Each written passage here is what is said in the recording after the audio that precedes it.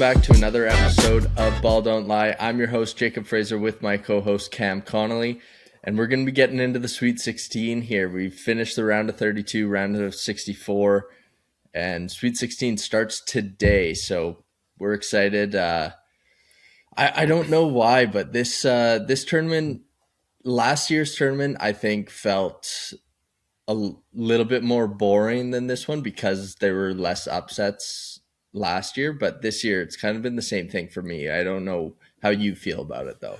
I think that this year's tournament has been relatively more chalk than like obviously in past years. I mean, not excluding last year, but I think it's been a really good tournament. Like there's been like two buzzer beaters. There's been a few crazy shots.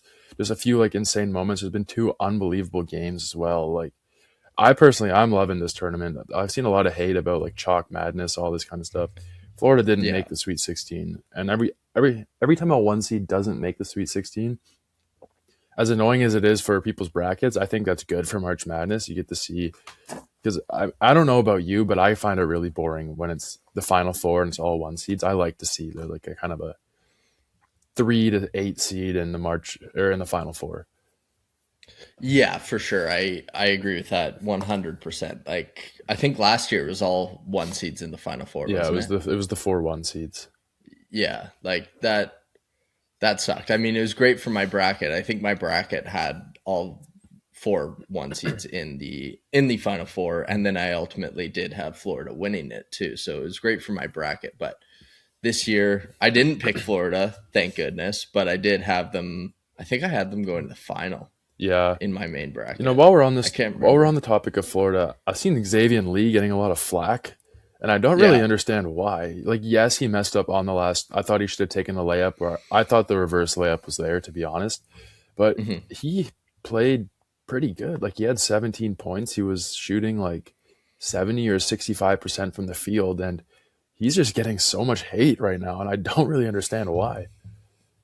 Who's that guy on TikTok? I see him all the time come up on my For You page, and all his videos are just Hating, hating yeah, on guys. yeah, I know exactly what you're talking about. I can't remember. And before March Madness, he's like, Xavier Lee has no choice but to play bad in March Madness. And I'm Yeah. like, where did all this hate come from? Like, yes, he didn't have the greatest of years. I thought he should have went to the NBA draft last year, and I think he very, very much shot himself in the foot by going to play SEC ball and really not succeeding. Mhm. But like, I don't understand why he's the one getting the flack. There were some guys on that team who had pretty bad games, and that was a game that they should have won. I don't think that Iowa team was very good. They held Bennett Sturts to like 0 for 11 from three or something like that. Maybe it was 0 for 9, and they still lost the game. Like, it was not Xavier Lee's fault. If anything, it was everyone but Xavier Lee's fault. Yeah. Yeah, seriously. But speaking of some good games, the Kansas St. John's game, that one was pretty electric. I I liked watching that one. Darren Peterson, I thought played really well in that one. Yeah, That's funny that you say it was a good game because it was a good second half. I don't know if you watched the first half of Yeah. that one. When I was Yeah, watching the yeah. first half, that was literally the worst basketball I have ever seen. It was still entertaining, don't get me wrong, because it was so funny. Like, this is pretty bad to say, but it felt like we were watching like WNBA lowlights for like the first 10 minutes. Like, I'm not trying to be like misogynistic or anything, but we've all seen the WNBA lowlight compilations, and that's what it reminded me of. And I was like, I'm sure there are NBA lowlights out there that are just the same. There's just, I've never seen a compilation of it. But Mhm. regardless, like, that's what it looked like. And then I was like, oh, this game's pretty boring. And so I turned it off, and then I turned it back on with like 10 minutes left. I'm like, oh my God, this game's pretty good. And I was just funny. I had a men's league game that same night, and I was at the free throw line, and it was the same kind of start, just miss layup after miss layup, air ball three. And I turned to the guy beside me, and I'm like, this is like the Kansas St. John's game. He's like, yeah, well, that means we're in for a good ending, aren't we? And we were. But yeah, I thought Darren Peterson played decent. I thought he didn't have the best tournament, in my opinion. Like, he was shooting a pretty low Mhm. percentage, and it felt like he was kind of forcing a little bit. Yeah, definitely. It did seem that way. Like I was just looking at his shooting splits from that game. It was 5 for 15 from the field in their first game against Cal Baptist. he was 11 for 24 from the field, so a lot better, but obviously it's a bit of an easier matchup. I just thought like when Kansas was down, they put the ball in his hands and he did what was necessary to keep them in the game, you know? Yeah, that's fair. That's totally fair assessment. I personally, I think that his draft stock. Okay, I'm not a GM, and I haven't read anything about this, but I think his draft stock might have gone down a little bit in this tournament. I'm curious what you would think about that.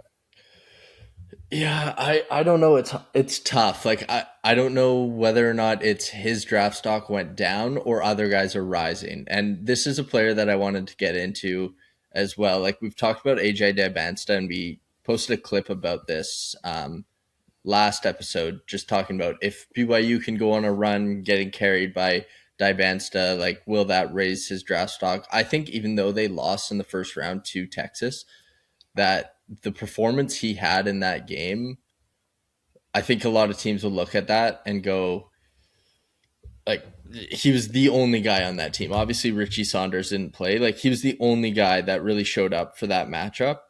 So I do think that his draft stock maybe rose a little bit from that. But then also Darius Acuff is a guy that's been a crazy riser this season. Yeah, And I've seen a lot of people talking like, oh, I would take him first overall. I don't agree with that. yeah. I don't think I would take Darius Acuff number I one. want to get into that a lot, and I also really want to get into this BYU real quick before we get into that because I was dying to get into this. Mm-hmm. I would take, based on what I've seen, I would take AJ Advance to number one just off of that game and like the resume that he's given out this season. He proved it on the biggest stage. Because when I was watching that BYU team, obviously we don't get a lot of BYU games out in Canada. I could not believe how bad the rest of that BYU team was. Like it Yeah. was unbelievable, dude. They were just terrible. Like I literally felt like I was watching like AJ Davansta and a bunch of high schoolers who were just happened to be really athletic playing against a college basketball team, and he was freaking doing everything that he could, man. Like I was very impressed with AJ Davansta's game, and obviously he had 35 points, and he was doing pretty much everything, a very high clip too. But he scored over half of their points. Like, Yeah. And he didn't come off the floor either. He played all 40. yeah, it was ridiculous. Like, it was just a great performance. Only time I could confidently say in my memory that I've seen someone raise their draft stock in a round of 64 loss to a potential number one overall pick like that. Yeah. But yeah, to get back Yeah, for into sure. Darius Acuff, he's such a curious case for me, man, because you know who he reminds me of is Rob Dillingham. Rob Dillingham had all the tools on offense, and obviously he's not going on a run like Darius Acuff. Cannot play Mm-hmm. defense. And I just watched a video about this on TikTok too. Like he are you going to okay, yeah, you got 30, but you gave up 40 on defense. Like is that what you're willing to take on as an NBA GM? All this draft stock, all the people, he looks flashy, he looks cool when he's on the floor. But even as Coach Cal said, I saw an interview with Coach Cal today. He's like, Darius needs you to think that he's not listening. What does that say about him? Like, he was saying it in a positive way somehow, but to me, that I got the wrong ideas off of that. And I like watching Darius Acuff play. Don't get it twisted, but I'm not as high on him as others are. Yeah, I agree. Like I don't know necessarily about the comp to Rob Dillingham. Like I don't disagree with it, but I just think people are putting too much stock in the fact that he was able to score against High Point and Hawaii. Yeah. Like let's see what he does against Arizona later today. Hmm. Like if he can put up a massive scoring performance against Arizona, fair enough. But a 13 and a 12 seed, High Point's not known for its defense. They're known for their offense. Um, and Hawaii, like we talked about this last episode as well, they force teams into isolation, and that's how Arkansas likes to score, and that's how Darius Acuff likes to score. Hmm. So I think we're putting too much stock in the fact that he was able to put up big numbers against these weaker opponents. And we've seen so many times these guys in college that can score at will, but not they don't necessarily have all the other tools like you were talking about on the defensive side of things. Like they come into the NBA and then they become like a Cam Thomas. Hmm. Yeah, like, and I mean, today we're going to find out if he can play defense. Like, he's going to have to defend today. Koa Peter, Braden Burries, that's going to be his matchup. And he's going Yeah. to have to defend like his life depends on it because his college career does depend on it. And it'll be very interesting. And I'm going to watch this game. I haven't had a chance to see Arizona play, just the way that the times that they've been playing just haven't worked out for me. I'm very excited to watch this game tonight. And I don't know. Like, I don't think, I think Arkansas personally is terrible, or I think Arizona is a terrible matchup for Arkansas. I think Malik Thomas, as much as I don't like him, I think that he is kind of the secret main guy on that team that just doesn't get as much shine as Darius Haycuff because he's not as Mhm. flashy. But he's going to have a great game today to beat Arizona. Yeah. Yeah, 100%. Well, let's get into our bracket here. And let's just kick things off with this Arizona Arkansas matchup in the West. 1 versus 4. I think in our main bracket, we had Arizona winning it all, and I'm sticking with that pick at least in this matchup against Arkansas. I think Arizona goes on to the Elite Eight. Yeah, I mean, based on everything we just said, I have no issues with that. The defense I think is going to get exposed from Arkansas tonight. Yeah. Next up, we've got Texas and Purdue, and this one I don't think either of us expected this to be the matchup. I think we did have Purdue, but Texas was definitely not in our Sweet 16. Yeah, we had Purdue Who are you BYU. going? Yeah, that's right. Who are you going in this matchup? Yeah, as much as I hate them, I think I'm just gonna have to stick with Purdue here. Like, I'm not really sold Yeah. on Texas still. When I looked, I thought that Purdue's whatever you want to call it, like their eighth of the bracket. I thought they had the easiest out of every single like eighth to get to the Elite Eight. Unfortunately, and I think that they're just gonna keep rolling. This Texas team got hot, and now they've had 4 days to kind of cool off. And sometimes in March that momentum does carry, but I just don't think it will continue to carry. And I'm tired of people calling them a Cinderella. By the way, they're one of the biggest schools, biggest budgets in the SEC, and they're a Yeah. Cinderella. No, they're not a Cinderella. They're just an 11 seed that happen to win a few games. Yeah, I think that's fair. Like I think this year though you kind of have to take any low seed that makes it. Like I would even consider Iowa a Cinderella right now. Yeah, I mean, Iowa's one thing because they aren't Texas. They aren't the biggest school. They Right. aren't. Everyone knows what this means. My girlfriend knows what this means.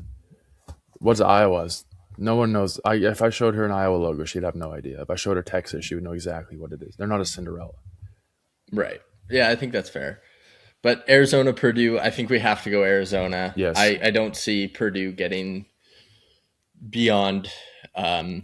If they do end up beating Texas, I don't see them getting beyond Arizona here. Yeah, me neither. And the thing is we're terrible at making brackets, so we'll probably just went over 3 here. But like every year, man, our brackets are brutal. But Yeah. it's yeah, hopefully we're right in this little quadrant. Let's shift over to the East. Duke, St. John's. I didn't expect St. John's to be here. I don't know if we had them here, but I definitely didn't have them here in my main bracket. No, we had Duke, Um, Kansas. yeah, okay, that's what I thought.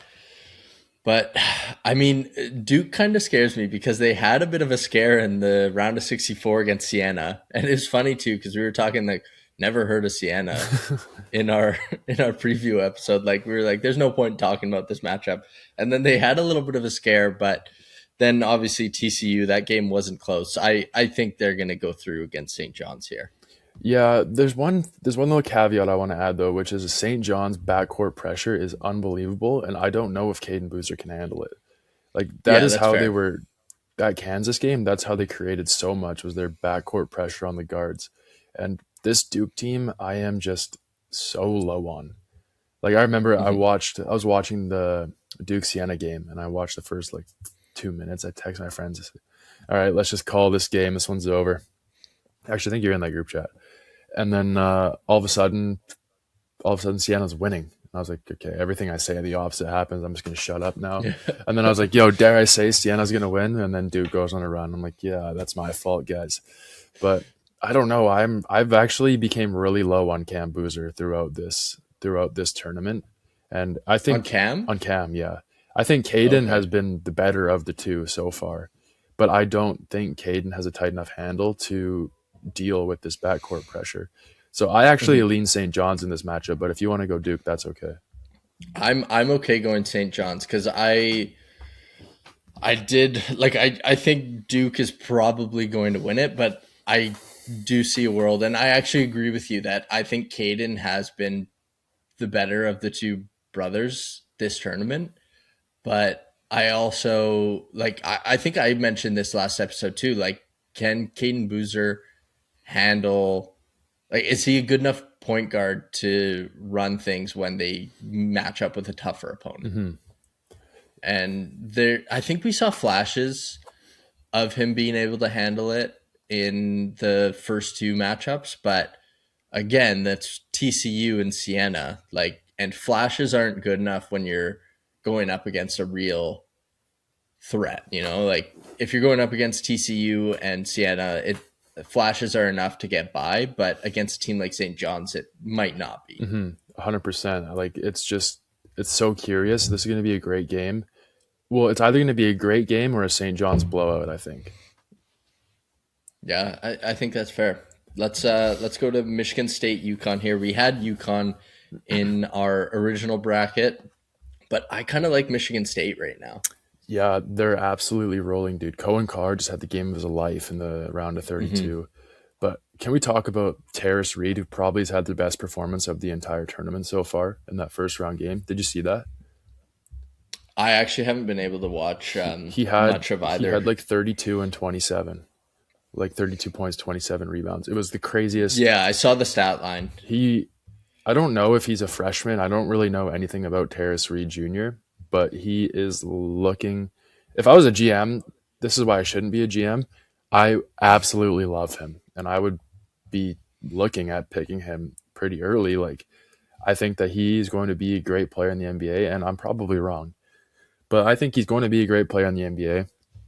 But man, Michigan State just looks so surgical, dude.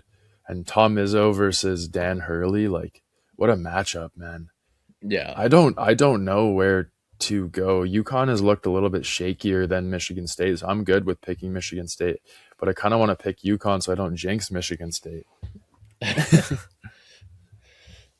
Well, who are we going then? I think we have to go Michigan State. Let's Okay. have some fun here. Okay. Perfect. And then Michigan State, St. John's. Tom Izzo. Oh man, this is a tough one for me. I Yeah, Jeremy Fears two Jr. versus legendary that backcourt coaches. pressure. Yeah. I think I can go Michigan State here a little bit more confidently than I could Duke, just because of Jeremy Fears and that way that he's able to pressure the ball. Cohen Carr, if he has a good game, I mean, it'll be difficult for St. John's to contain that, Hmm. especially because they rely on creating turnovers in the backcourt. And if Jeremy Yeah. Fears cannot do that, then it's going to be extremely difficult for them to have success in that game, I think. Yeah, I agree. Let's go Michigan State here, heading to the Final Four. Let's I want to really focus on this Iowa Nebraska matchup. So let's start in the Midwest here. Let's go Michigan Alabama. Oh, Michigan. I Yeah, I'm going Michigan. I'm surprised though that Alabama has been able to block out all the noise and make it this far in the tournament. I actually saw someone say that they've been better this year when Aiden Holloway hasn't been in the lineup, and I haven't checked any of this. Like, I just literally saw one tweet that said this, so that's what I'm Mhm. basing what I'm saying off of. But I wouldn't be surprised based on the way that Alabama's been playing. But Michigan is just so good. Like, they are Yeah, just ridiculous, man. I don't know yeah, what and they got some crazy bigs and too. who put Michigan on the same side as Arizona, because that would have been a great natty. Yeah, that would have been for sure. Tennessee, Iowa State. I think Iowa State. I've been on them all tournament long. I think they are probably the two seed that I think has the best chance to win it all. So I definitely see them getting past Tennessee, but I'm curious what you think here. Yeah, to be honest, I haven't seen much of Tennessee. I've only seen them play maybe 5 minutes. And Hmm. 10 or Iowa State does look really good. I think they've been really strong. I think they're going to continue to roll. I have no issue picking Iowa State here. This one though, Iowa State, Michigan. I think really the two teams that are the biggest threat to Iowa State that are left in the tournament are Michigan and Arizona. Obviously, you can argue they're the two best teams in the tournament, so that's why. But I think I don't think Iowa State can make it past Michigan here. I think this is probably going to be a chalk 1-1 Final Four matchup between Michigan and Arizona. Yeah, and call me crazy though. I love that for this specific matchup. Like Michigan Yeah. versus Arizona would be unbelievable, and I think they're going to roll past Iowa State. I have no idea who we're going to pick in that Final Four game. We're going to have to talk about it for 10 minutes, come to the decision, because I do not know. But we'll get to that later. Yeah, let's start off Houston, Illinois. I'm also surprised Illinois is here, to be honest with you. I don't think we picked Illinois to make it No, we had them losing to this Penn. far. Yeah. Oh, that's right. You wanted them to lose to Penn. Yeah. Would they have played? Oh, right, North Carolina or VCU, and they ended up playing VCU. Yeah. Dude, this is such an interesting matchup for me as well, because Kelvin Sampson's like defense and his guard play is so good. But Illinois scores at the second best clip in the entire country. And they have looked like it. Like they have looked absolutely unbelievable. And Houston looks so good and Illinois looks so good. And I don't know who's going to win.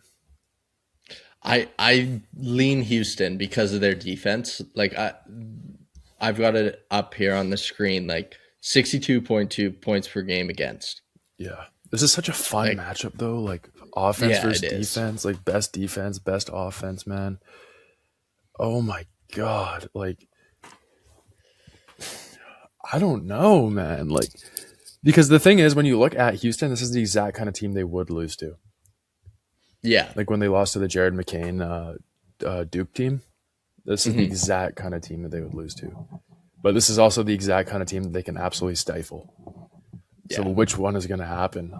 I think that Houston is the safer pick, but I and I mean, Keaton Wagler is like, he's sick. Like he's a guy who can take over the game too. Yeah, and this Stojakovic. Yeah. Oh my God. I was dreading picking this game this whole time. This one on our Final Four matchup on the other side. I don't know. I really don't know. I think we go Houston. I'm thinking Houston as well. Let's go Houston here. But Iowa, Nebraska. I saw this one. I'm excited for this matchup. Yeah, I saw someone say they should start the game out with an honorary punt. And that'd be so funny, dude. But to be honest with you, I haven't seen too much of Iowa. I saw the Florida game a little bit. I didn't see their first round game. But Nebraska, I've seen a little bit more. Bennett Sturts, does he go 0 for 11 or 0 for 9 or whatever from 3 again? Probably not. No. Can Iowa get to the Elite Eight though? I don't think so. But if you told me Nebraska's going to the Elite Eight, I would have called you an idiot. So yeah, I don't know. Like, what do you think? In my personal second chance bracket, I took Iowa because of Bennett Sturts. Yeah, I mean that is fair. Nebraska just has looked extremely good. Like that's the thing. They have. Like I don't think there's a right answer here anyway, because something crazy will happen. I think, like I said in the last matchup, I think Nebraska is the safer pick. I lean Nebraska, but I have no issue picking Iowa. So whichever one that you would like, I'll give it to you. I had a hard time picking this. Like I did take Iowa, but I had a really hard time with it. Let's go Nebraska. All right. Just to switch things up from my personal bracket here. I mean, I don't think it matters whoever wins that game, because I think whoever wins that bottom quadrant game, or the bottom, whatever the hell it's called, game, is going to win the Elite Eight match. Yeah, Houston, Illinois. That's the real Elite Eight game down there. Yeah. Yeah. So we're picking Houston. Yeah. Yeah. Okay. Perfect. And then our new Final Four. Let's I'll pull up our original Final Four here. Just to compare. Oh man. So we're gonna get into Vandy now. Yeah, we had Vanderbilt over UConn and Arizona over Michigan. So obviously that Final Four on the right side, Arizona, Michigan, is still alive. We did pick Arizona in our original bracket, but that left side is brand new. Michigan State, Houston. Where did we have Michigan State and Houston losing? Okay, we had Houston losing to Vanderbilt in the Elite Eight, and then we had Michigan State losing to UConn originally in the Sweet 16. So where are you leaning in that one? I think I lean Houston. Yeah, Houston always gets it done and then loses in the final. Yeah. That's the thing. I really love this Michigan State team. Like I've said a million times now, I love Cohen Carr. It's so fun to watch. He just goes up there and catches balls from the top of the backboard. But Houston is Houston, man. Like they're just. I would be so terrified to play Houston if I was a player or if I was a coach. Like they're just so scary. I don't know if you saw this discourse, but they're saying that Kelvin Sampson's the most upset-proof coach in college basketball. No, I didn't see that. They said you can always count on his team not to get upset. So he's going to get upset next year just based off that discourse. But but regardless, I think you have to go Houston. Like it's so hard to pick against this like a Houston team. Yeah, it or is. Kelvin Sampson. That's the thing. Like when they were like a 4 seed a couple of years ago, I was like, I have them going to the final, but I know they're not going to make the final because they always lose when they're supposed to lose. Mm-hmm. And so they take on a 1 seed and like they're supposed to lose. But yeah, I think a matchup against Michigan State is favorable here. I think if it were Duke, we would probably I would probably be leaning Duke to go on to the final here. Well, if Duke gets But their because feet it's back Michigan underneath State, them, I think that they would probably beat this Houston team. yeah. But if they still just keep squeaking their way past these terrible teams, and I don't know if they'll get past this Houston team. You know what I mean? Yeah, I think that's totally fair. But yeah. And then Arizona, Michigan. We had Arizona. Do we switch it up here or do we stick with our original pick? Yeah, it's like that old math problem. There's 3 doors. You open the one door. Do you switch your pick or not? Mathematically, you're supposed to switch your pick, but this isn't basketball. Math doesn't always make sense. Like I said, I haven't seen Arizona play, which absolutely sucks. I really want to see them play. I'm going to watch their game tonight. But I just love this Michigan team. I've loved them all year. I don't know. I had my 2 favorite teams coming into this tournament, and it sucks that Michigan was a 1 seed, was Michigan, and my other favorite team was Vandy. And heartbreaking end for Vandy. I want to talk about them a little bit more later. But I don't know. Oh, it's so hard. Why isn't this the national championship? Like, who did this, man? I want to have a word with you. I feel like we can agree though that whoever wins this game, no matter who they're playing in the final, is winning the national championship. Oh, 100%, dude. I would be shocked if especially if this matchup happens, unless there's a crazy injury and that team wins. Yeah. There's no way that team loses in the final. You know what? I say we switch it up. Let's go Michigan. Oh, the old math. All right. Yeah. And then we just talked about it. Like, I think Michigan takes down Houston in the final. In your words, Houston always loses the game they're supposed to. And this is the game they're supposed to lose. They'll probably lose. I think that for all their defensive like goodness, I'm blanking on the right word. The Michigan is just too good.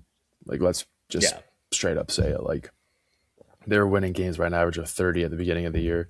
Obviously, they came back down to the middle a little bit, regressed to the mean, but they're still nasty. Like, they are still disgusting. And then how many points are we going? I'll let you pick because I vetoed your pick last time around. Yeah, I'll say 154. 154. Okay, there we go. 154. Let's submit.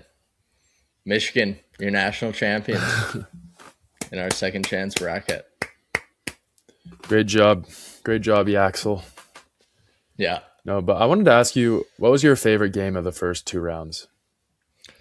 Ooh, I would need to go back and look. It would have to be honestly like that Duke Siena game was entertaining because I was all for Siena busting my bracket Oh, me and too. winning, but I think my favorite game. I think that TCU Ohio State game was pretty good to watch. Yeah, first game of the tournament. Um, but I'm not sure. Let me scroll through the games here. See if one pops in my mind. Um, man, I don't know. Like a lot of these games haven't. Like that's what I was saying earlier. Like a lot of these games just haven't really been exciting to me. Really. My favorite game. Maybe Nebraska Yeah, Vanderbilt. that's what I was just about to say. Yeah, Dude, I thought Tyler Tanner hit that half court shot. Like, I don't know if you saw it yeah. live, but that was just, oh my God. I was in Boston Pizza with my buddies. And I think I said last episode where I made it very clear. I was all on the Vanderbilt bandwagon. Tyler Tanner became my favorite player of this draft class. I really hope he goes to the NBA this year. I'm the only one I know follows him on Instagram. I want to DM him on Instagram, but I'm scared. But, dude, he took that shot. I like him. I look at David actually. I look at David. I'm like, that's in. Boom, Gordon Hayward. I was like, no, and the Boston Pizza, bro, with my fishbowl. I was like, no, dude. I thought it went in, man. It was such a good game. Tyler Tanner is so good.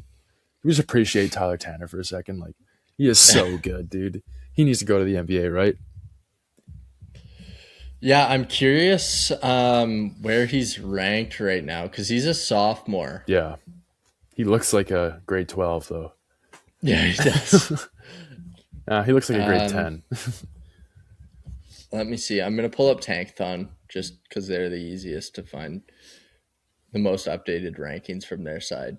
Interesting. They have AJ Dabansta ranked number one. Oh, wow. Um, Tyler Tanner. They've got him. Oh, this is their mock draft. They've got Tyler Tanner going 29 and they've got him ranked 26th. I think that's a fair range, like in the mid to late 20s. Yeah, he is an undersized guard, but he does everything right. And I don't know Mm-hmm. if the stat is true. Like I said, I'm basing this off a tweet, and I haven't fact checked it. But I think that is said that he led all guards in dunks this season, which is pretty impressive for a 6 foot guard. Yeah, Uh, I'm gonna look that up. And I mean, he's just so good, dude. His vision is unbelievable. Like I was super impressed with him, and I just wish that he hit that shot because his legend would have gone down forever, and he would have been so famous if that shot went in. And he deserves it because he's so good, dude. And he didn't really get the appreciation because he is that undersized guard, but the way he can pick people's pockets too is just unbelievable. He has all the tools. If I was a GM in the late first round, I obviously, especially if I was in need of a guard, like he is the guard I would be licking my lips at, man. Like he could definitely help a team win some games. Yeah, and I think we'll have to do a mock draft after March Madness like we did last year. Yeah, but this year we'll actually know the players. Well, I know him every year. Well, I'll know the players because they're actually in March Madness this year. um, I can't find the actual stat on who led guards or who led dunks for guards in the NCAA. It's a bunch of like top dunkers in college basketball, and Cohen Carr is rated number one. Yeah, because he's nasty. He's a 50-inch vert. Yeah.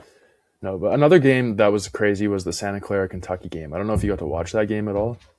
No, I wasn't able to watch that one. I was But coaching. yeah. I was coaching on the ice, and we had a shooter on the ice too. And I had my phone on the boards, and we just kept peeking over, and then I missed the actual shot leave his hand, so I had no idea where the shot came from. And I turned to look, and I just see the swish. And I'm like, oh! But I'm supposed to be coaching his parents watching. I'm like, and I had to go back and act like nothing happened. That was a crazy shot, dude. I immediately went to watch the replay. And that was just unbelievable. I think I saw something that said, I don't know why I keep saying that.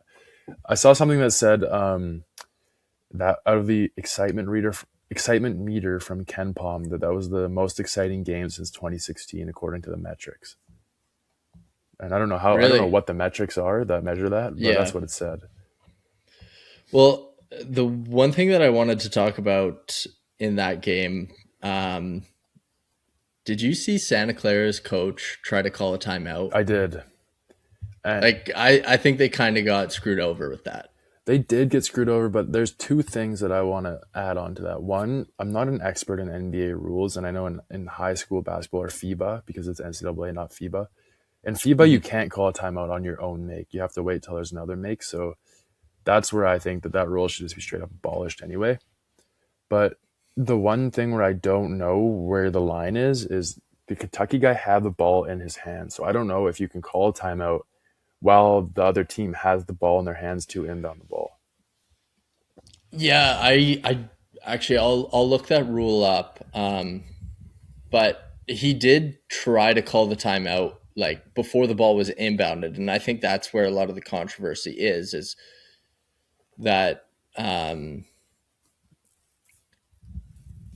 just looking it up right now, but I think that's where the controversy is because he clearly the ball wasn't inbounded when he had called that timeout, right? Yeah, no, he the ball was out of bounds. Just the inbounder had the ball in his hand. So I don't know when the timeout has to be called. At least on the angle I saw, he might have called it before, but that's the angle I saw, and that was my justification for the refs not giving it. But maybe it was just too loud. Yeah, I'm reading the Google AI overview here. Okay, so it says the timeout must be requested before the opposing team has secured the ball for the throw in. Okay, well then in that case, I think that he was too late.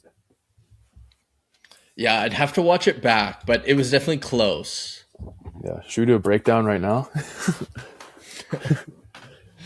I think we would get copyrighted on the Yeah, episode. I just hit my funny bone so hard on my chair, man. But is there anything else you wanted to dive into, either leading into the Sweet 16 or from the round 32, round of 64? I guess just top five. I'll just Domer right now. Top five draft order right now. Dybansta, Peterson, Boozer, um, Caleb Wilson, even though he didn't play, he's definitely in there. And then I feel like Acuff is in that top five now. Yeah. Am I crazy for saying I'd take Caleb Wilson over Cam Boozer? No, you're not. And I'm almost starting to lean that way, but I just think like the fact that Cam Boozer might win National Player of the Year, I think that lifts him up a bit. I just don't see it. Like in my I don't opinion, either. he is good because he's bigger than everyone. But when he gets to the NBA, he's not going to be bigger than everyone. And You know who he kind of reminds me of? Sorry to cut you no, off, no. but he kind of reminds me of Marvin Bagley.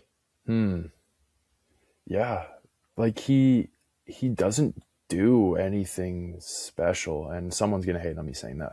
I don't care. I saw there were people saying that he's the most obvious fake high floor, low ceiling guy of all time. He's gonna be the next Paulo.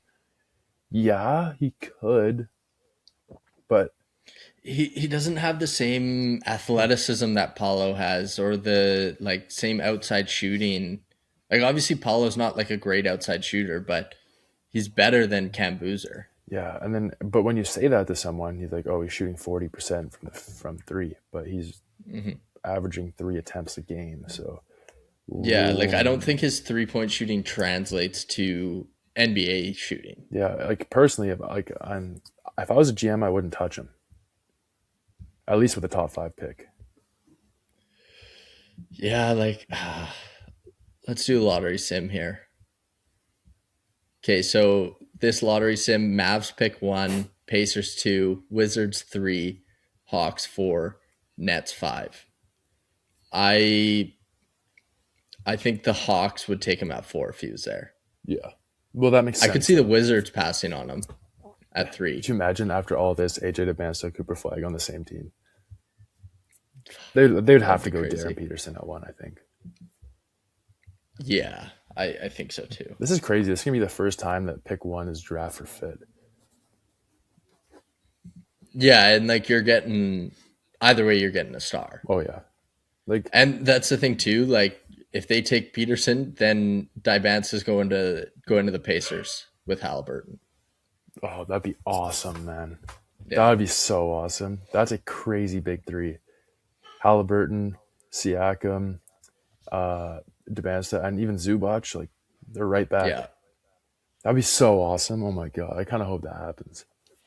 Yeah, I'm excited to do our mock draft, but we'll do another episode for the Final Four National Championship, and then we'll do a mock draft after March Madness. Yeah, for sure.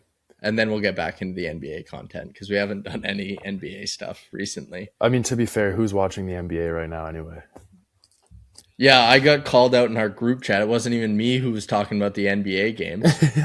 Yeah, but who's even calling you out? Was it David? Yeah, Lucas was talking about the NBA games. He's talking about, I think it was the Heat Laker game, and David called me out. I was like, I'm at work right now, dude. Like, I'm not watching anything. The Canucks game. You have to, because no one's optionally watching Canucks games right now. Let's be honest. Unless you're a parent, friend, or family. Like junior. But yeah, unless there's anything else you wanted to get into, we can wrap it up there. Yeah, like I'm good. I'm satisfied. I'm super excited for about 3 hours from now. And yeah. Oh, I don't know. You haven't been a big fan of this March Madness, but I think it's been awesome, and I'm very fired up. I am looking forward to the Sweet 16 because of the matchups. I think it's going to be a little bit more exciting than what I found the round of 32 and 64 to be. But yeah, we can wrap it up there though. We'll be back after the Elite Eight to break down the Final Four. Probably talk about how our second chance brackets, just as bad as our first, and both Arizona and Michigan don't make the Final Four. Yes, and then like Nebraska goes on to win the Natty. That's what's gonna happen. Hadn't won a tournament game leading into the tournament, and then they go on to win the Natty. Yeah, 6 straight. But yeah, that'll do it for this episode of Ball Don't Lie. Like I said, we'll be back following the Elite Eight for another episode. And be sure to like this video, subscribe to our YouTube channel, check out our socials. Thank you for listening. I'm your host, Jacob Fraser, with my co-host, Cam Connolly. That'll do it for today's episode.